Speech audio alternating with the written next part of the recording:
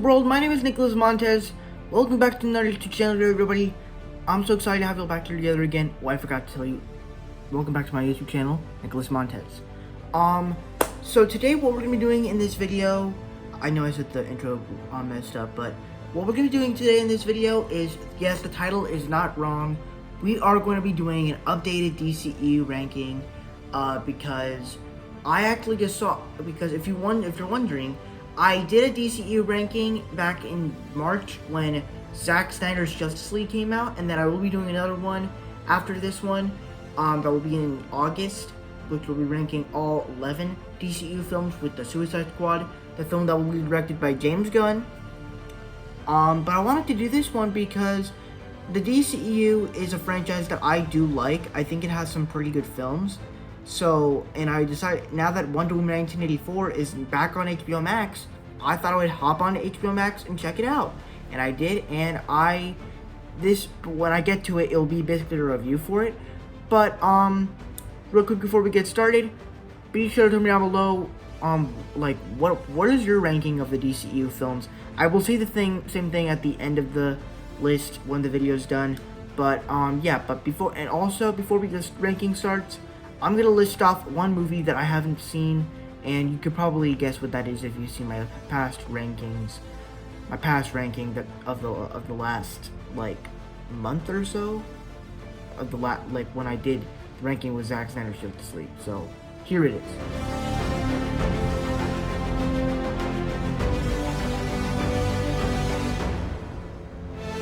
Alright, now let's get into the real ranking.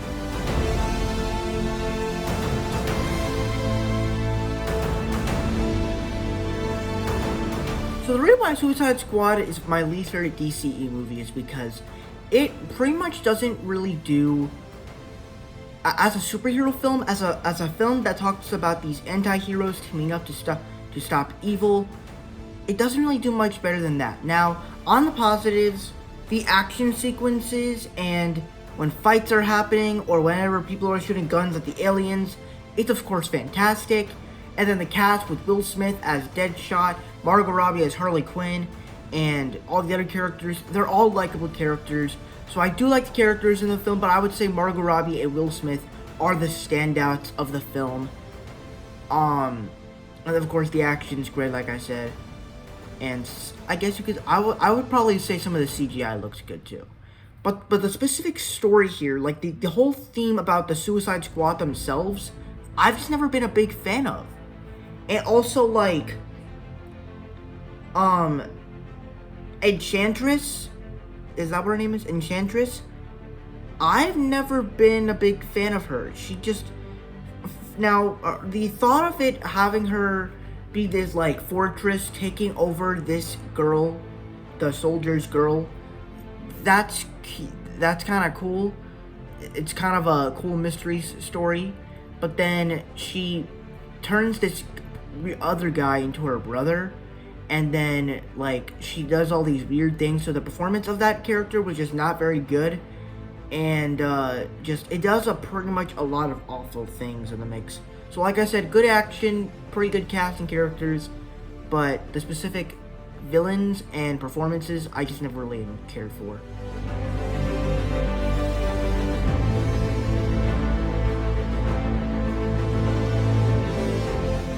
Now, Justice League, when I first saw it, like, I was doing a series for Aquaman back in 2018.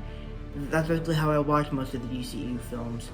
And when I watched this one, I was expecting it to be like Avengers level, where it was going to be the best movie in the whole world, and it was just going to be the best movie of the DCEU ever. And to be honest with you, it's not that at all. Now, do I hate it like everybody else does? No. But I think it's actually an enjoyable film. On the positives, the relationships between the cast, they're all great. Like, all the characters just have great chemistry with one another. And then also, some of the action sequences I actually enjoyed. Whenever Superman was, like, beating up Steppenwolf, or you have Aquaman and Wonder Woman teaming up to stop him. The action in the film is just, of course, great. And I guess you can say some jokes with the Flash and Superman and some lines are pretty funny. But everything else than that doesn't really work for me. Some of the CGI doesn't work today, and then like the story's kind of generic, cause like it just feels so similar to what other movies like this would do, and it mostly just kind of feels similar to the Avengers. So it has issues, but I still kind of enjoy the movie for what it is, as it is a superhero film that copies the Avengers. But a film that's similar to this in this series does it way better.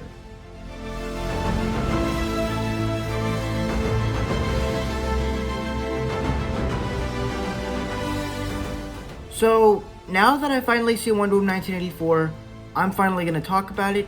And to me, I thought this was actually a pretty good film. Now there's parts where I can understand why people love it, and I can understand why people hate it. And that's a superhero film.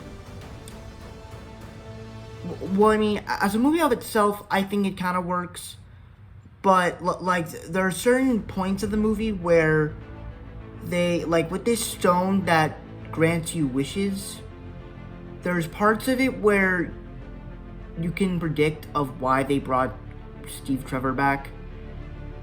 So let's talk about Wonder Woman in this film. She kind of has an arc where there's this theme in this movie about cheating in order to win. Because at the beginning of the film, where it shows her as a kid in Themyscira, and she's trying to win this battle, and she's trying to win, not this battle, she's trying to win this, like, this obstacle course with all these Themyscira stuff, and she takes the short way, and I guess Hippolyta saw it, and she didn't let her win, which was technically, I don't know how she didn't see her. I mean, I don't know how she saw her, but she did. But that's not my problem. But it just had a great theme about cheating and cheating in order to win, which technically I kind of did something like that in 7th grade, but we'll talk about that in a live stream that's coming up soon. But anyways, this movie also has some pretty cool arcs with the character of Diana, as throughout the film she's had character flaws, and that she hasn't moved on from Chris Pine's character, which, I mean, I understand that she loves him very much, but it's like she's only been with him for like a week when she went to go fight with the war with him. So it's kind of weird. And then also Barbara, as Cheetah, Kristen Wiig as Cheetah. I actually thought she was pretty used properly. I was also thinking that, well, I mean, I didn't think it, but people were thinking that she was gonna be copying the villain trope of, like, she was gonna be the awkward person that was the big fan of the superhero, but then the superhero rejects them, and then years have passed and they're out to get the superhero for what they did to them in the past. And that's been done in Batman Forever, which I haven't seen yet, The Incredibles, Iron Man 3, and The Amazing Spider-Man 2, which three of those movies I have seen. And in this film, she does not use that way. She's used in a way where people can understand her. Where, obviously, at the beginning, she starts out as awkward. She doesn't really know, that people talk about her behind her back. She has trouble with walking in her heels. But she actually does have a nice relationship with Diana and stuff. And then once she uses the stone to like get powers, but then even when she gets the powers, it doesn't corrupt her. She uses them. Granted, she uses them to protect herself from the Harassation guy, but she's still friends with her.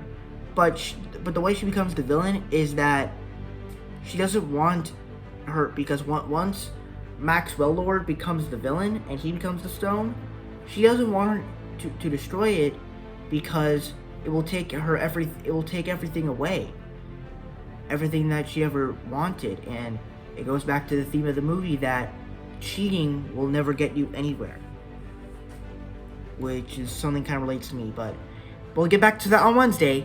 But anyways, that's my thoughts on the movie. And also the action was very good.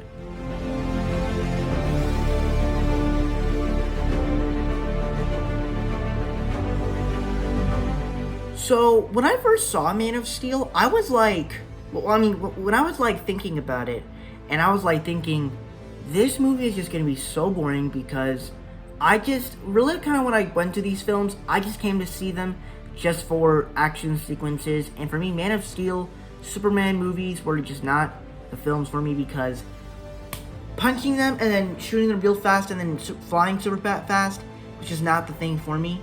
But it's kind of more than that, where it does stuff that is just so inspirational. And what makes the film so likable for me is Hans Zimmer's score. And then, of course, Henry Cavill just does such a great job as Superman, where it's the 21st century version of Superman. Now, I know that I don't know anything about the past Superman versions, people that have played Superman in the past, but I know it's different from Henry Cavill's version. And that, I've heard a lot of people say it over the years, but people don't like it because it's not nostalgic. It doesn't bring back nostalgia of the original Superman movies, but I don't know anything about that. But all I can say is that he's just a very cool person. Like that scene at the bar where he's working at the bar and then the guys are picking on that girl and then he goes in and saves her. Like, I think that scene is probably my favorite scene of the movie, because he's trying to do it. He's trying to protect the lady, and even though he can't, he still tries, even though he knows he's strong. But I think that's a very cool scene. So, like I said, great characters, great score by Hans Zimmer, great action sequences, a pretty good story, and yeah, it's just overall good. But I think there are other DC films that I think do better.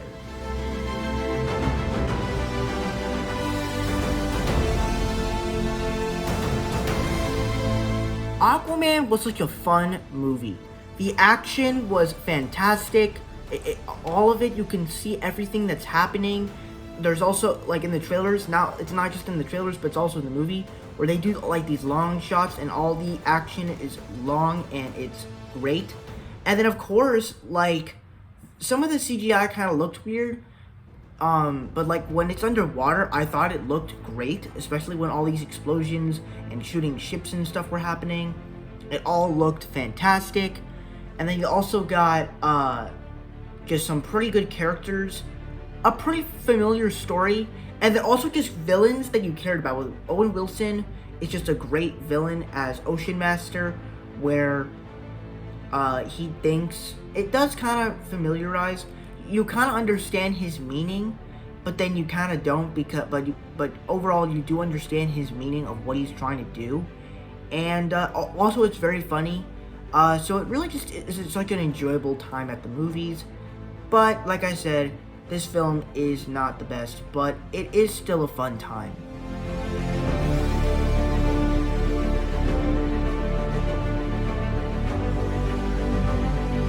Shazam for me, it's such a fun time. Seeing this kid become this adult superhero is just very fun, where he tries out all these weird and funny scenarios, where he tries to use the electricity to light up people's phones, electrocute a soda machine to let out sodas, to let out money. All of it just works. And then of course some of the action and CGI I actually thought really worked. And Dr. Savannah, I think the backstory with him also was really good, because you actually cared about his backstory, and like the story with him and the backstory of him, I thought was really well told. And I also like the theme about family and stuff and the relationship with his family. So it's a pretty funny and family film. So I enjoyed it.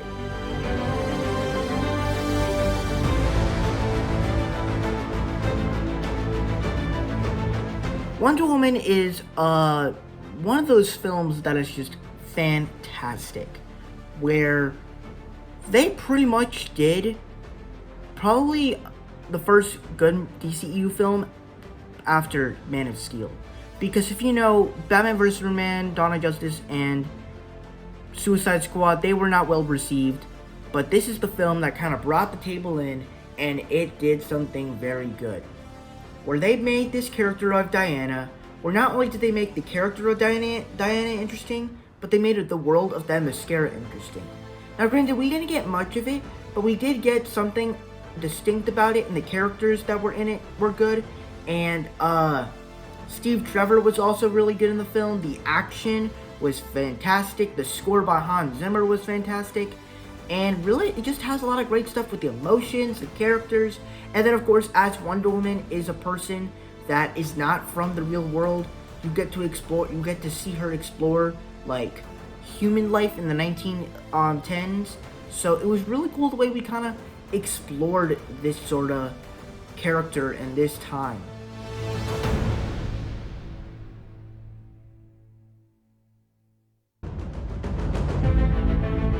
So when Zack Snyder's Justice League was announced, I did not know what to think about it. I thought that it was just going to be a failed version, and I especially thought that because I saw the trailer for it, and it pretty much just looked the same, except the shots were just looked different, and they were darker, and it had Apocalypse in it. I mean, Darkseid in it. But the film was amazing. It gave every character, like even Steppenwolf, the most hated character of the original cut of Justice League. Even he was the best. Even he was a good character in the movie. Now, not like a good character like part of the Justice League, but like a character you cared for. All the characters you cared for. Cyborg had a great character arc. Flash had great moments and you cared for him. Aquaman, you cared for him. Batman, I guess you could say he was the same, but the best thing about him is when he was shooting the guns. Wonder Woman, she had a lot more awesome scenes. Superman, the same thing. But I thought he was more awesome in this film than the original cut. And then even the little layers of characters, with like the characters from Aquaman, and then dragging in Gordon and Alfred and stuff like that. And then the tease for Martian Manhunter also gets me hyped. So I thought that this film did some really good stuff with the score, the action, and it just did everything I wanted it to do. But it does have some issues here and there, but overall, it's a great movie.